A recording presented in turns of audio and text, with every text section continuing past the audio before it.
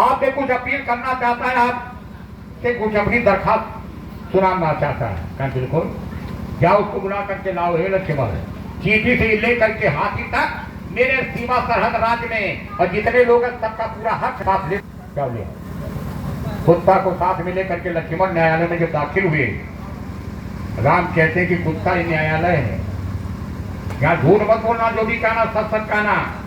कुत्ता बोला कि नहीं सरकार, मैं झूठ नहीं बोलूंगा। क्या तुम्हें सुनाना है, क्या है आपको कष्ट है? कुत्ता जी बताओ। कुत्ते ने कहा सरकार मैं फला जगह बैठा था, फला नाम का ब्राह्मण हाथ में डंडा लेकर के लाठी आ रहा था, सामने मैं उसको काटने के दौड़ाया, मैं भूखा कुछ भी परेशान न किया, मैं तो चल बैठा था। मेरे सामने से जब ब्राह्मण देवता गुजरने लगे, उठा करके लाठी इतना जोर से मारा कि मेरा सर फट गया। मालिक, यही आपकी राजनीति है, यही रक्षा सुरक्षा की यही व्यवस्था है, जहाँ कोई चाहे लाठी से मार के सर फट जाए। राम ने कहा नहीं, ऐसा तो कानून नहीं, ऐसा संविधान नहीं बना है। सिपाही को भेजे और ब्राह्मण देवता को अरेस्ट करके सिपाही ला करके न्यायालय में खड़ा कर दिए। राम पूछते हैं किसने क्या गलती किया था, क्यों मारे? कहे सरकार बस माना ही न्याय कर। अरे कहने वाले पंडित, मन में जो भी कुछ आएगा कर दोगे? एक ब्राह्मण होकर के और एक शिक्षित होकर के, और जब धर्म का पालन और संविधान के कानून का पालन नहीं करोगे तो अनपढ़ लोग कैसे चलेंगे? आपने गलती किया है, इस गलती की सजा आपको भोगना पड़ेगा। हे स्वान, हे कुत्ता, मार खाए हो तुम, मैं तुम्हें फुल अधिकार देता हूँ, जो भी सजा देना चाहते हो इस ब्राह्मण को सजा भोगनी पड़ेगी। कुत्ते ने कहा सरकार मुझको सजा देना। कहा कालिंगर देश में बहुत बड़ा मठ है साधु लोगों का, उसी मठ का इसको मठाधीश महंत बना दिया जाए। कुत्ता की बात सुन करके बड़े बड़े गुरजन, बड़े बड़े लोग, ज्ञानी विज्ञानी लोग बैठे थे, हंसने लगे। अंतर्जामी राव ने पूछा क्यों हंस रहे हो? कहने कुत्ता तो कुत्ता ही ना, ये कोई सजा दिया और मजा दे दिया, आनंद दे दिया। ये पंडित जी जाएंगे और कई हजार साधुओं के हेड गुरु बनेंगे, महंत बनेंगे, मठाधीश बनेंगे, देसी घू में पूरी और सवारी बनेगी, हलवा बनेगा, अपने खाएंगे, पूरे परिवार को खिलाएंगे, और जितना दान दक्षिणा चढ़ावा चढ़ेगा सब पंडित जी अपने घर ले जाएंगे। सजा कौन सी सजा, कौन सी सजा हुई? अंतर्जामी ने कहा कि बहुत बड़ी सजा दे दिया। कुत्ता से पूछिए। कुत्ते ने कहा सरकार मैं जब कुत्ता योनि में नहीं पैदा हुआ था, पिछले जन्म में मैं भी मठाधीश था, उसी कालिंगर के मठ के कई हजार साधुओं का मैं हेड नायक था, गुरु था। ये साहब न कोई तन से सेवा किया, न मन से, न ज्ञान से, न शरीर से, हराम का खाया और हराम का बच्चों को खिलाया। मरने के बाद यमलोक में जब हिसाब हुआ, सरकार पूरा परिवार को साथ में लेकर के मुझे नरक में जाना पड़ा। नरक की यातना भोगने के बाद ये कुत्ता की योनि में आया हूँ। एक टुकड़ा रोटी के लिए जहाँ जाता हूँ लोग कहते हैं दूर दूर दूर में रहे। ये ब्राह्मण देवता तो जाएगा, हलवा पूरी और देसी घी में खूब खाएगा, खिलाएगा, चढ़ावा तो मिलेगा खूब, लेकिन मरने के बाद नरक कुंड में जाएगा। नरक कुंड की यात्रा से झेलने के बाद आएगा मृत्यलोक में। ये कुत्ता बनेगा तब समझ में आएगा कि कुत्तों को मारना ठीक है कि नहीं। आपके शासन में वो न्याय था। महाराज पहली बुनियाद उसकी उठा के गए हैं रामराज की कि बाबा जी का कहना है शाकाहारी रहना है। यही पाठ माई सेवरी अपने जीवन में उतारी। राम क्या मिला, फल क्या मिला? माई सेवरी का नाम राम के साथ में अमर हुआ कि नहीं हुआ? यही पहला पाठ। बाबा जी का कहना शाकाहारी रहना है। सेवरी जात की पुश्तैनी है, भीलनी है, 12-14 साल की उम्र हो गई। माता पिता को चिंता हुई कि अपनी बेटी की शादी कर देंगे, तो घर पर दोनों खोज ली, शादी का तिथि भी रख दिए, शादी की तिथि रख दी गई सुनिश्चित। लेकिन अभी शादी होने वाली है। कुछ दिन पहले माता पिता बीच से बकरा ला करके घर में बांधे, बकरा। सेवरी ने पूछी, सेवरी पूछती है मेरे माता पिता ये बकरे क्या होंगे? कहा बेटी तुम्हारी शादी होगी न सगाई। बेटी इन 20 बकरों की गर्दन कटेगी और बोटी बोटी इनकी मां बनाई जाएगी और खराती खाएंगे, बराती खाएंगे। केवली बोली कि मेरे माता पिता, एक तरफ मंगलमय काम होगा, पुण्य का काम होगा, एक तरफ मेरे दरवाजे पर सहनाई बजेगी, तो विवाह होगा, विवाह मंडप में वेद मंत्र का उच्चारण होगा और दूसरे तरफ जीव हत्या होगी। मेरे पिताजी, एक म्यान में दोनों तलवार नहीं रहेगी, पाप और पुण्य दोनों नहीं रहेगा। अगर मेरी शादी करना चाहते हो, इन 20 बकरों को ले जा करके जंगल में छोड़ दो। अगर इन 20 बकरों की हत्या होगी, मैं शादी नहीं करूंगी। बहुत समझाया लेकिन माता पिता के समझ में नहीं आई। अब 3 दिन और बाकी रह गया। केवली ने विचार किया, न बांस रही न बांसुरी, मैं शादी नहीं करूंगी। इतना बड़ा त्याग,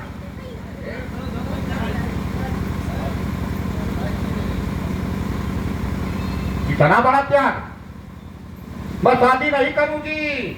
अगर मेरी शादी होगी, निर्दोष इन 20 बकरों की गले पर छुरी चलेगी, उसका पाप मेरे ऊपर भी आएगा। 3 दिन बाकी रह गया। आधी रात में शिवरी घर छोड़ करके उठी, 20 बकरों के गले की रस्सी छुड़ाई, आगे आगे बकरों के पीछे पीछे वो चली, हाँकते हुए भागते भागते भागते भागते भगाते चल रही। बार बार पीछे मुड़ करके देख रही, मेरे गांव का, मेरे घर का, मेरे नगर का कोई जाग जाएगा कि मेरे बिस्तरे पर सेवरी नहीं है, तो मुझे ढूंढने के लिए दौड़ेंगे, मुझे पकड़ करके ले जाएंगे। बड़ी दूर भाग गई, बड़ी आगे जंगल मिला, जंगल में बकरों को छोड़ दिया।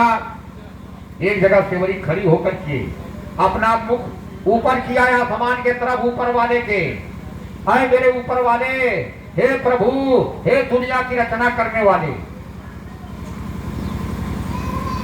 अरे लड़की का तो दूसरा स्थान मुख्य रूप से है न। एक स्थान माता पिता का घर, वही जन्म होता है, वही पालन पोषण होता है। लेकिन दूसरा घर कब होता है? जब शादी हो जाती है। दूसरा घर पति का घर होता है। लेकिन मैं ऐसी अभागन पैदा हुई कि मेरा दोनों घर छूट गया।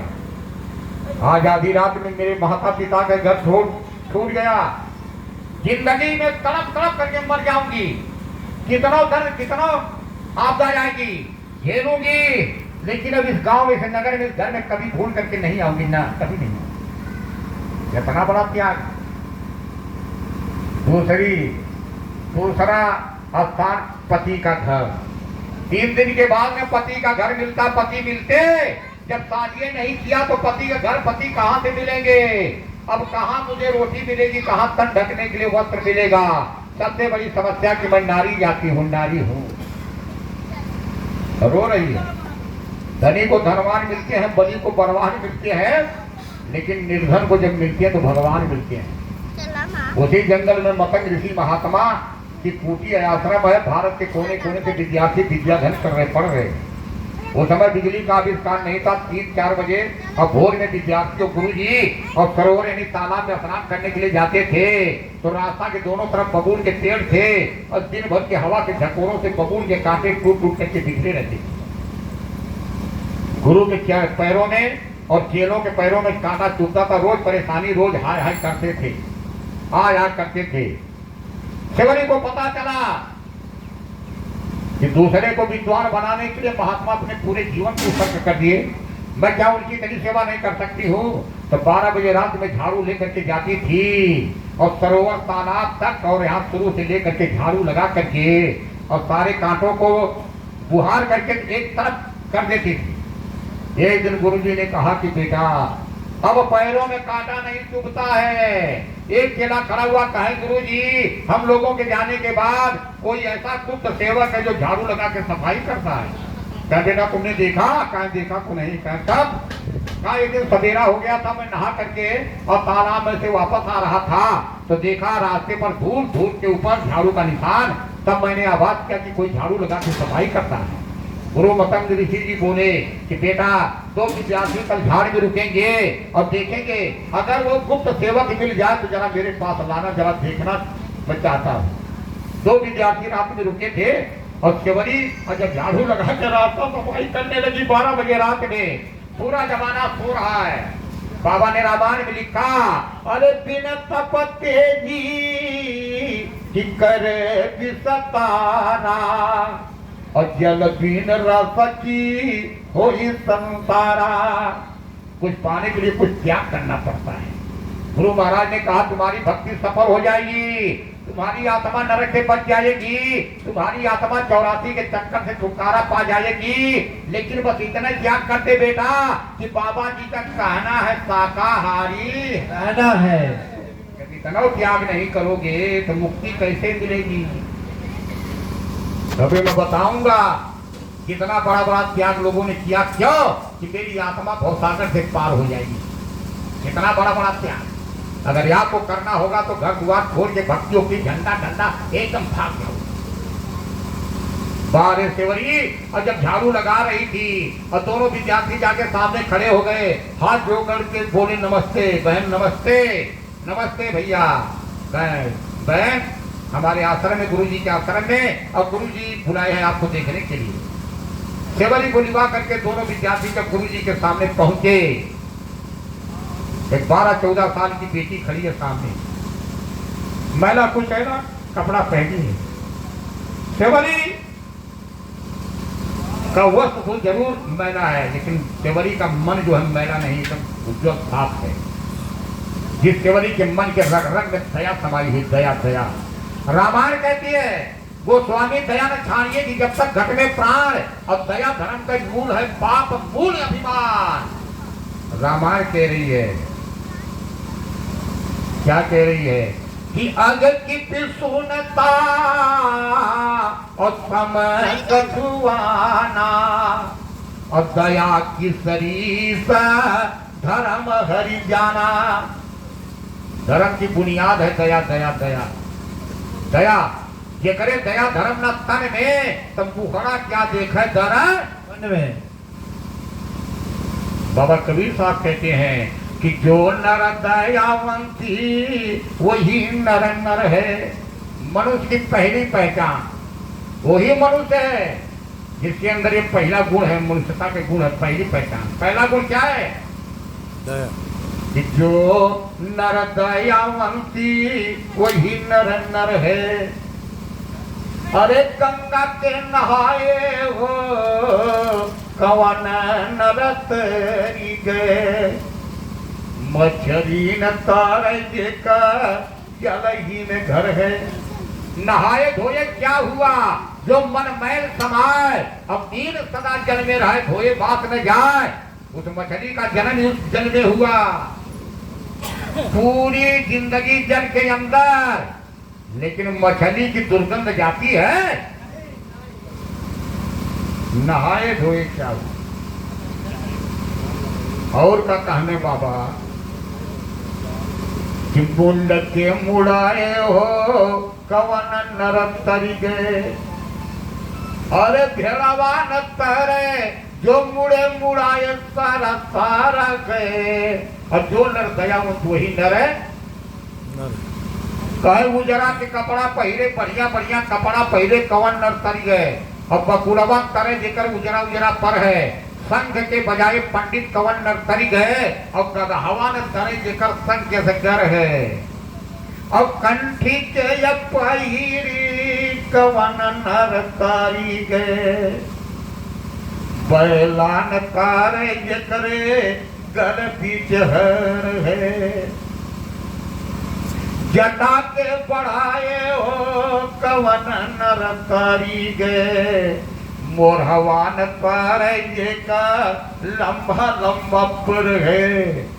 आखिरी चारों वेद 18 पुराण उपनिषद पुराण बाइबिल के निचोड़ बाबा ने बताया। भैया कबीर साहब ने कहा एक विषय पढ़ लो अच्छी तरह से। कौन विषय?